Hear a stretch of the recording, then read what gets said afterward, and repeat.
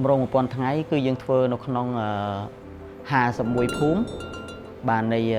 ស្រុកមានស្រុកបរិយស្វាយសែនជ័យស្រុកថាឡាបរិវត្តស្រុកស៊ីមបូកហើយនិងស្រុកសេសាន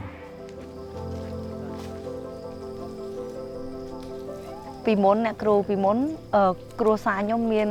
ការជីវភាពរៀងយ៉ាប់បន្តិចយ៉ាប់ត្រង់ថាកូនខ្ញុំឈឺអាសាឈឺហើយខ្វះអាហារូបត្ថម្ភច្រើនណាអ្នកគ្រូចង់និយាយថាយើងមិនមានការចេះដឹងបានច្រើននឹងការមើលថែកូនហើយនឹងផ្ដល់អាហារូបត្ថម្ភឲ្យកូនយើងញ៉ាំអ្វីទៅតាមធម្មតាដែលយើងវាមិនធ្លាប់ដឹងអញ្ចឹងដើម្បីឲ្យគាត់បានរបស់ទាំងនេះយើងត្រូវធ្វើម៉េចគឺយើងត្រូវតែបណ្ដុះបណ្ដាលគាត់ឲ្យគាត់រៀនតាមបន្លែរៀនធ្វើដី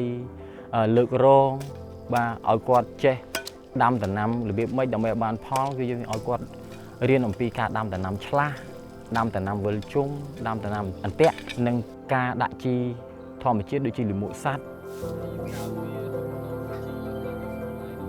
បាទការធ្វើថ្នាំពុលធម្មជាតិមានដូចជាស្ដៅដូចជាលក្រៃដូចជាម្ទេសបាទដូចជាក្ដួចមើមក្ដួចហ្នឹងអាហ្នឹងគឺជាថ្នាំពុលធម្មជាតិសម្រាប់សត្វល្អិតហ្នឹងអញ្ចឹងនៅក្នុងគ្រួសារមួយចាំបាច់ណាស់ត្រូវមានបន្លែលក្ខណៈគ្រួសារបាទបន្លែលក្ខណៈគ្រួសារយើងមានបន្លែរយៈពេលវែងបាទរយៈពេលមធ្យមនិងរយៈពេលខ្លីនឹងយើងបង្រៀនឲ្យគាត់តកតងនឹងការចិញ្ចឹមមាន់គឺបង្រៀនគាត់ទី1ឲ្យគាត់ចេះធ្វើទ្រុងមាន់បាទឲ្យគាត់ចេះរើសពូជមាន់យកមកចិញ្ចឹមឲ្យគាត់ចេះដាក់ចំណីឲ្យមាន់និងឲ្យគាត់ចេះហៅថាការធ្វើវ៉ាក់សាំងពេលខ្ញុំបានទៅរៀនខាងវគ្គបណ្ដុះបណ្ដាលខ្ញុំអាចរកមួយថ្ងៃបាន20000ទៅ50000 30000ថ្ងៃណាខ្ញុំទៅនេពីការងារអ្នកគ្រូពីដែលហាការងារខ្លះខ្ញុំទៅជួយការងារធ្វើស្រែចម្ការប្តីខ្លះសល់ពីនឹងខ្ញុំសល់ពីការងារហ្នឹងខ្ញុំ